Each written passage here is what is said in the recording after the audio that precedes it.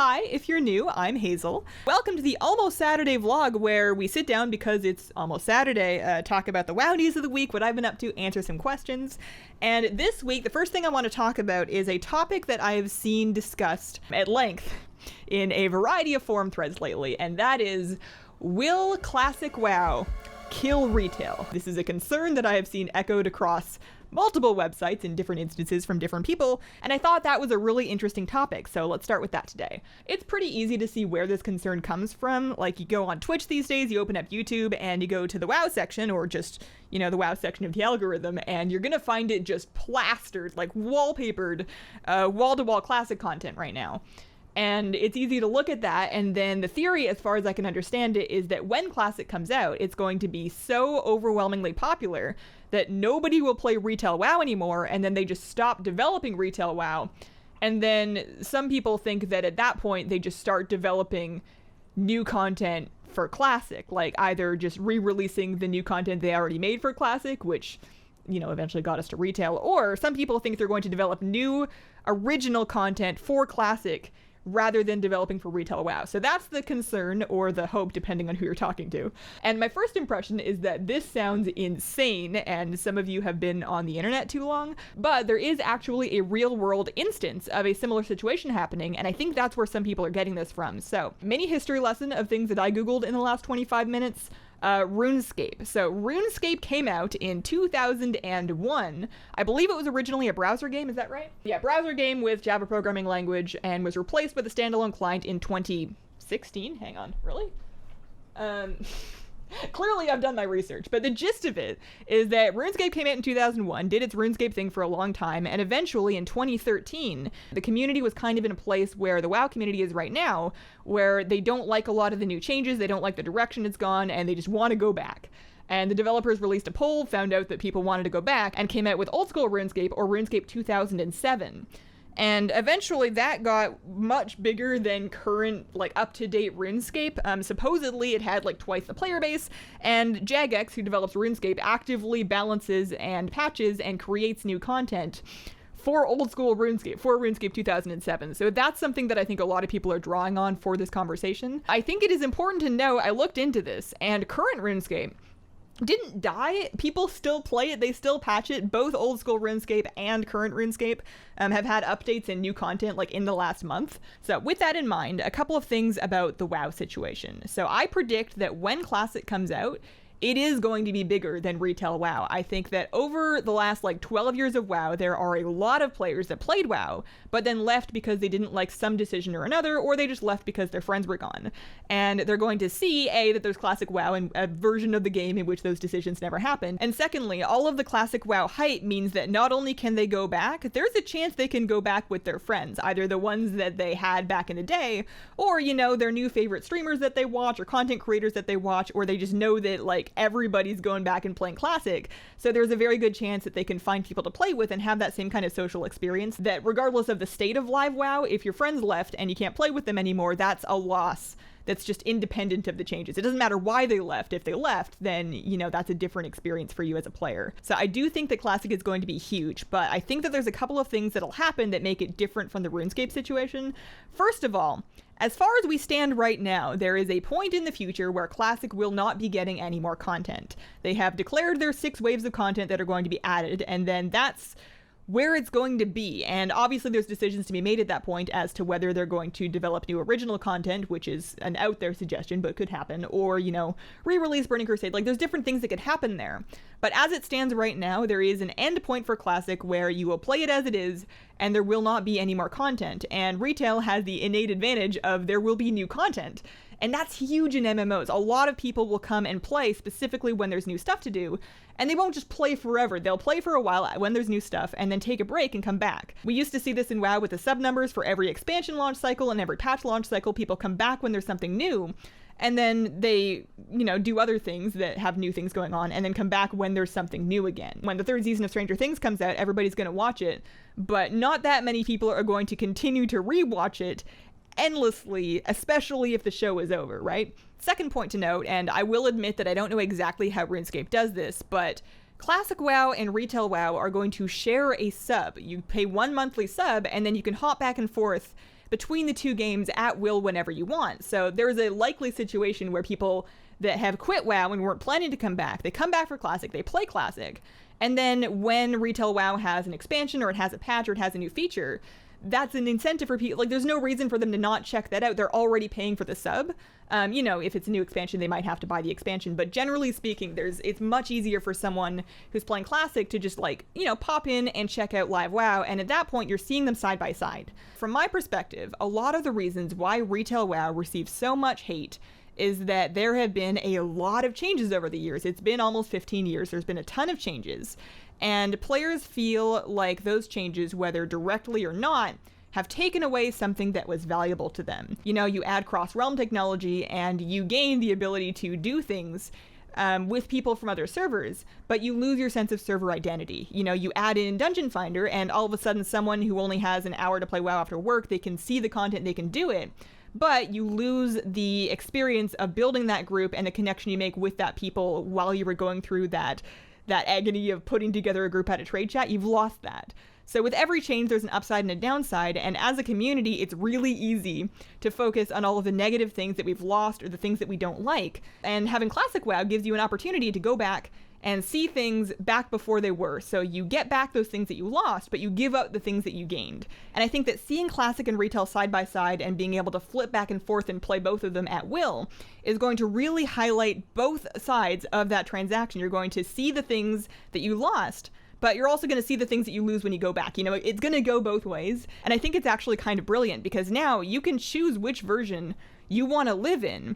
And at that point, it's a little bit on you. You are now making an active choice as to which thing you want to give up. Do you want to give up your convenience or do you want to give up the community aspect? And this is just one example. There's lots of these balancing acts in WoW. And now you're just going to be able to choose which side of that you want to land on.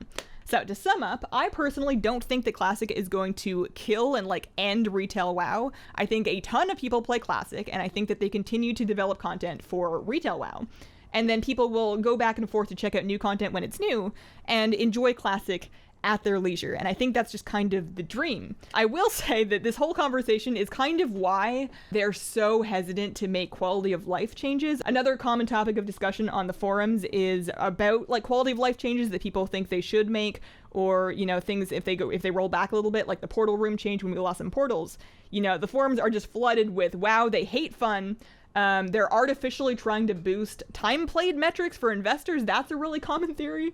And, they're just trying to make your life hard. They don't want you to be happy because they're mean. And that's a bit of an exaggeration, but that is the kind of talk that comes up every time they either don't make a quality of life change or make a quality of life change that results in a small quality of life rollback in another category. For a good example of this, go back and read some of the threads about the portal room changes. But the thing is, whenever they do cave and they make a quality of life change, they make your life easier, they make it easier to go from point A to B or to get into a grade group or whatever, all of a sudden people now realize what you lose when you make that change, because every change has an upside and a downside, even if it's not obvious. You start to feel like your gameplay is losing its impact, you feel like you're queuing for everything, you feel like the world shrinks, and then you want to go back to before they made the quality of life change. So from a Blizzard perspective, it almost seems like they can't win, and having Classic and retail both exist is the closest that I think the world can come to having it both ways, because now you can pick which way you want to have it.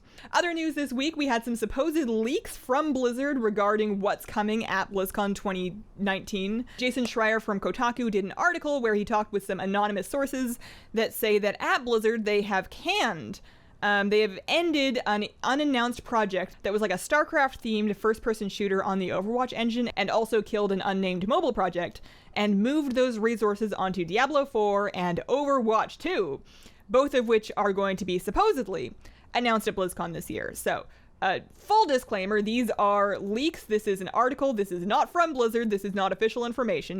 Maybe it's not true, but it seems pretty credible to me, and he actually reached out to Blizzard for a response on it, and they sent him an email that essentially said, this is why we don't announce stuff, because sometimes you have to kill projects, and if you have to kill something after it was already announced, then people cry, and we're not trying to break your heart over here, or at least that's what it read like to me. So I think that the news of Diablo 4 at BlizzCon is barely even news. they kind of have to, like, they don't have to do anything, but they kind of have to put out Diablo 4 at BlizzCon.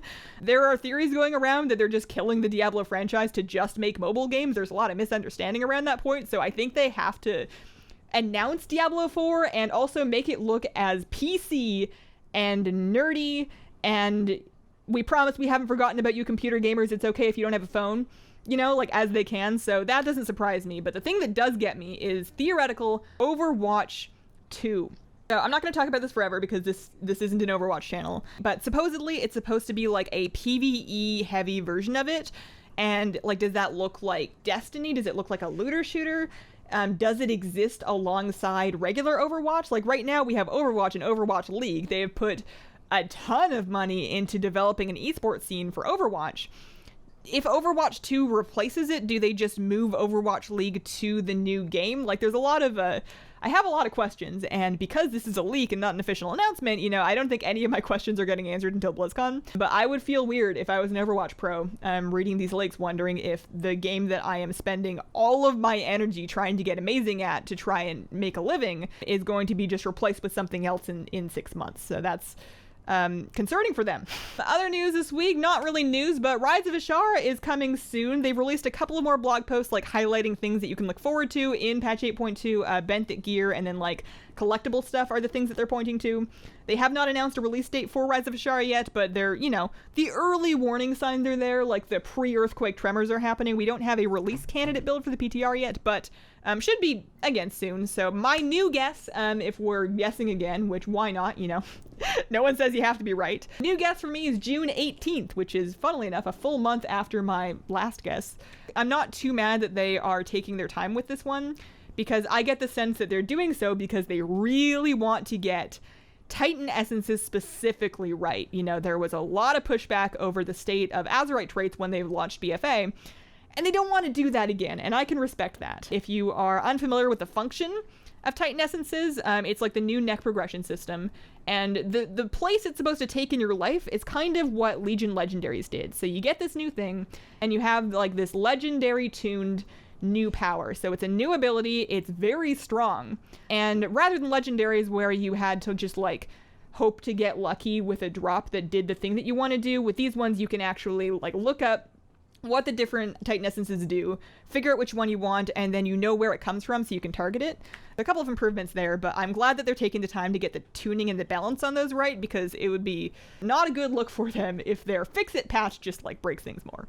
Speaking of Azurite and 8.2, I want to just clarify a couple of things. This isn't news, but I have heard a lot of confusion and misinformation, just like among my friends and online, about what Azurite catch-up is in 8.2. I've heard some people think that you are going to be boosted to Azurite level 50 when the patch comes out. That is not true. Here's what's going to happen. So if you are currently Azurite level like 42, say, patch is going to come out, you're still going to be Azurite level 42. But when you get new Azurite gear in Nazjatar and the new raid and whatever, you're going to be able to immediately fully spec that piece of Azurite gear. There will not be level requirements on it. You can just spec it right away.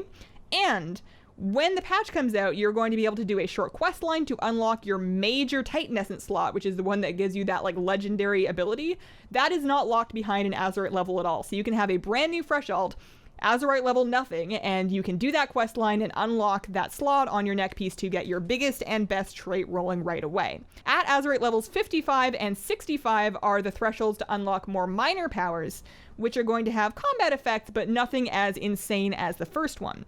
So that's what you're shooting for, and it will be easier to obtain Azurite in 8.2, even though they're not catching you up.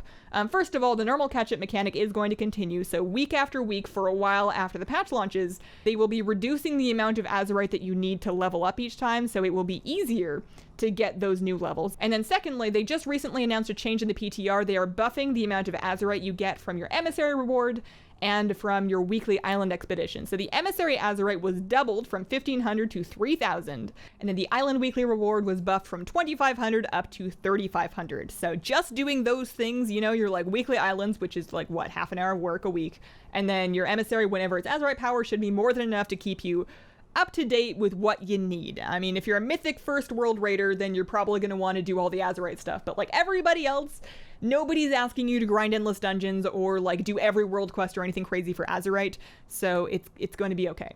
And then another thing that I saw this week was in that blog post where they were talking about like the new collectible stuff in 8.2. They showed a screenshot of the hyper compressed ocean toy. So this is the toy that you get for doing the secret fish achievements. There are rare secret fish that can be fished up all over the world, not just new zones, old zones too, in 8.2. And if you fish all of them up, you're going to get this toy. It's kind of like the Underlight Angler Grind. And we didn't really know what the toy specifically did, because as far as I know, we have not yet discovered, by we I mean the people that are actually trying, have not yet discovered all of the places where the rare fish are fished. But the screenshot shows the hypercompressed ocean as like this big water globe, and it shows a blood elf fishing from it, which I just have some questions. Like I already wanted it. You know, you get like secret fish goggles, it's a whole thing. But does this mean that we can fish? Like, what do you fish out of this? Is it just going to be like you click on it and your character looks like you're fishing and it's like a cute thing to do while you're waiting for your raid leader to finish his explanation? Is it going to be like you can fish from it, but you just get like 2 copper gray items, or just like, you know, catfish or tuna from like the old world?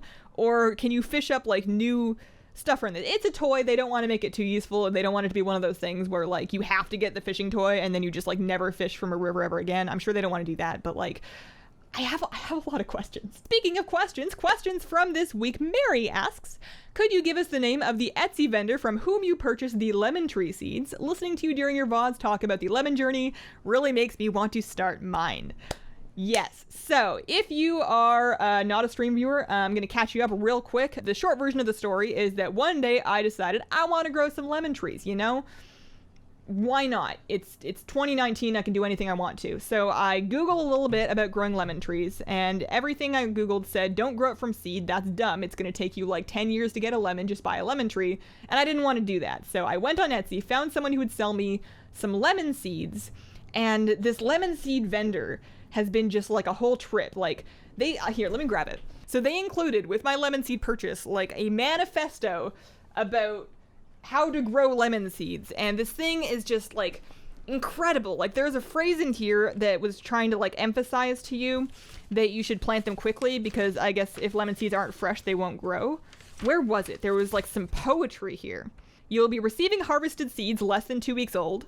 Lemon seeds age very quickly. Think of the seed as being a little light. It shines brightly at first, but as each day passes the light gets just a little bit dimmer and dimmer and finally goes out. You better believe I planted those seeds right away. But yeah, so basically I follow the very specific instructions enclosed in that pamphlet that were like, bite off the narrow end of a lemon seed and then peel it with your fingernails, and then like, anyways, I did all of it, and they've sprouted. They've actually sprouted. So I'm going to be like planting them in dirt this weekend. I'm so excited. I will link the Etsy vendor in the description below. They're based out of California. I would be a little cautious of it if you were international, because, you know, you don't want your lemon seed light to go out while you're waiting for them to ship to you. But yeah, I've been having fun. James asks, do you plan to make more transmog videos in the future? Also, do you have any favorite transmog sets from Legion or BFA? So actually, something along those lines, a transmog related video, you could say. I'm going to be putting that out this weekend, so keep an eye out for that. And then as far as favorite sets from Legion or BFA, they've just been like killing it with the questing gear. The questing gear appearances ever since Legion, but specifically the Zandalari troll stuff, like the Zandalar 110 to 120 questing sets. I wear the class set of my Nightborn just because it's so cool. That's, I think, my favorite set. Ryan asks, question, I have been thinking about dyeing my hair purple. What do you think is the best and worst part about purple hair? You know, if there are any. So, my favorite thing about having purple hair or just dyed hair in general is that I can wake up in the morning, and before I have done my makeup, before I have picked out my outfit and gotten dressed, I already feel like I look a way that I chose. Does that make any sense? I feel the same way about my tattoos. I like to feel, even without having done any of the normal things that you do to express through your appearance, that I'm already, you know, somebody that I designed. I like to feel a little bit already done and already, like, I like to feel like me, because this is something that is I wanted, and that makes it a part of me. This sounds deeper than it is. I just like looking cool in the morning before I've done my hair. And the worst thing about having purple hair, or again, brightly colored hair in general, and this will depend on where you live and how shy you are, but people talk about it to you in public, people that you don't know. And that's not bad, you know, that's good. It's good for me to learn how to talk to people. But if you live in a place where strangers tend to do that kind of thing and you feel uncomfortable or anxious talking to strangers, be aware that you're opening yourself up to more conversations than you might have otherwise experienced. Jartar asks, if you could bring one thing from Stardew Valley into WoW, what would it be? Also, why is it Emily? So as far as the suitors in that game, Harvey is my main boy. Of the bachelors, he is the one that has a grown-up job and also doesn't smoke. A thing that I would bring from Stardew Valley into WoW. I really like two things about Stardew Valley. Three things. I really like three things. The first thing is I think that Stardew Valley really nails the progression treadmill. You know, you start out and you have nothing and you do some work, and as you go, you unlock the ability to unlock things better and better and bigger things. Stardew Valley really nails that like cookie clicker progression treadmill, but in a cute enough game where you don't feel like you're just being exploited. The second thing that I really like about Stardew is the mines experience. I like that it's sort of the same thing, but you go deeper and deeper, it gets harder and harder. You get to stretch those new acquisitions that you've made on that progression treadmill. And other games have done this. I think Bloodborne did a good example of it with Chalice Dungeons. You know, lots of games have that, but it would be interesting to see an experience like the mines or like Chalice Dungeons in WoW. Like, it could be single player, it could be multiplayer, but you would go into an instanced level, you would clear it, you know, kind of like an island or an invasion or whatever, you would clear it, and then you would gain access to a deeper and deeper one. And there can be checkpoints so that if you've currently, you know, delved to like invasion level 50 or whatever, that you can get right back there and keep progressing. But I think that would be interesting to see translate into WoW. I don't know if it would work, but I also think that would be a good place to sort of implement that kind of progression treadmill. Like, obviously WoW already has gear progression, we already have power progression, but I feel like if you wanted to do that very, very linear, do this and it becomes easier to get the next thing, which makes it easier to get the next thing, you could sort of like self-contain that inside of a mine style system where as you do it, you unlock the ability to do it more. I guess actually, you know what that was the Withered Army training was kind of like that. It didn't really get harder week after week, but it was a similar kind of idea. And did people like Withered Army training? I don't remember. I didn't. That's why I still don't have that fox mount. Anyway, the third thing I really like about Stardew Valley is the dating sim aspect of it. It's hilarious and it's fun and also engaging. And I don't think this will ever come to WoW, but how hilarious would it be if WoW just like jumped the shark and added like a dating sim component where you're just like romancing different NPCs, or player marriage, or both. Imagine if they did that. The meltdown would be spectacular. Sashi asks, do you have a favorite YouTube channel for beginner aquarium owners? So, two recommendations for you. Aquarium Co-op is my favorite channel, especially for like somebody that like you that's looking to get into fish. I think he has a lot of short and easily digestible videos. He has good info.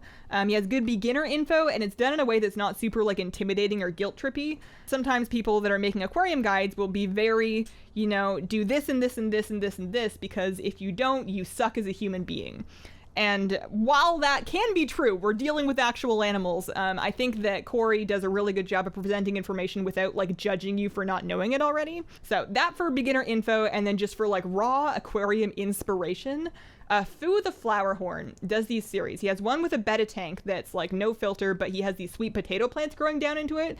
And then he has another one that's been going on for more than a year, and it's just like this little 5-gallon tank with like sparkling gourami. But oh my god, it's like a drama with, you know, there's storylines about this fish doesn't get along with this fish and this plant grew like this, and it sounds boring, but it's both like relaxing and riveting.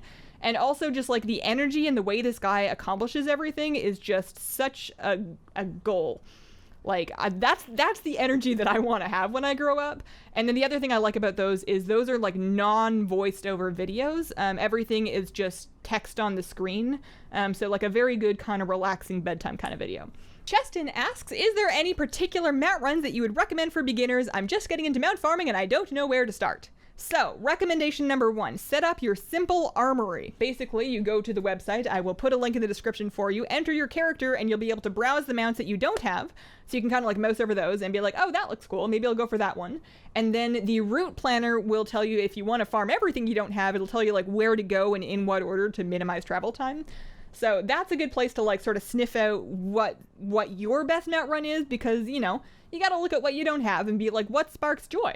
But if I'm just going to like recommend some stuff to start with, I really like the Rivendare mount grind for a starter run, because that's a dungeon run. It's an old dungeon, so it's very, very easy. Because it's an old dungeon, you're also going to be getting transmog drops that you can sell. And because it's not a heroic dungeon, you can farm it as much as you want. You can just run it over and over and over, keep resetting it 10 times an hour if you want, and farm for Baron Rivendare's mount. Love that grind. And then for a raid mount, I think Anixia's Lair, really good one to start with, because it's not a very long mount run. It's a raid, so it's once a week, and the mount is really, really cool. Zoxylus, just gonna guess how to say that, asks, are you into houseplants? Fish tank water is supposed to be good for houseplants, so you would already have a leg up. So I am. I love me some plants. I took a quick walk around after I read this question to like count, and I'm somewhere in the 20 to 30 range, so I'm not like a crazy lady, but I'm a little bit off my rocker. I have mostly succulents, but I love the whole fish tank houseplant like synergy, you know, the hydroponics as it were. It lets me reuse the water, the plants really like it. And then actually in my 20-gallon aquarium that is over this way, that you can't see, but I'll find a picture, I have a couple of different types of plants growing out at the top of it, which I just love because, you know, they help clean the water. The plants do great. I don't have to water them. They live in the water. It's just like a whole cute thing. So love that. I will say that my one houseplant struggle is that I see people online that have like these beautiful aesthetic, like designed rooms that have like a plant over here and a plant over here, and it just looks gorgeous. And my life doesn't look like that, because I will get a plant and I'll look up what it is, and I'll research what it needs, and 9 times out of 10, what it needs is as much light as you can give it. Like houseplants, plants in general aren't really meant to live inside. Lots of them can do it, but they'll do better if you can get them more light, most of them. So what I end up doing is I end up looking up the needs of the plant and deciding it needs to live on a windowsill. So my windowsills are plastered. And there's like no plants anywhere else. And Annalesia asks, would you ever consider doing an occasional weekend stream? I love watching your live streams and can only catch you live when I'm sick or on vacation. So first of all, thanks for checking out the live stream. And yeah, it's a great idea. I totally see where you're coming from. And I think actually this weekend, Island Expeditions have pirates. Specifically, the Rotting Mire Island has pirates this week. So I'm thinking of running just like a lot of those, because I really want that parrot mount. And if I go on stream, then you guys can help me. So I was thinking maybe of doing those on Twitch, maybe twitch.tv/Hazelnuttygames, just because I just want to try it out. You guys wore me down, so I'm going to try and do those streams on Twitch. Go ahead and follow me there if you have not done so yet and you're interested in seeing me on Twitch. And I will also try to remember to tweet if and when I do that, but I would really like to, because parrots. So that has been my week. Thank you guys very much for watching. If you have a question that you would like answered on a vlog, please leave it in the comments of the most recent vlog and include the word question so I can find it. Thanks for spending some time with me, and I hope that you have a wonderful, wonderful day. Bye. Are you gonna do the vlog today? You're facing the wrong way. Ugh. How's that? You know, I always assume that she just comes over when I'm talking, because she knows that if I'm talking to the camera, I'm going to be sitting still for a while and there's a lap. But it occurred to me a minute ago that what if she's just coming over here because she thinks I'm talking to her? Like, there's nobody else here. Maybe she just thinks that we're having a conversation, and it would be rude of her to not show up.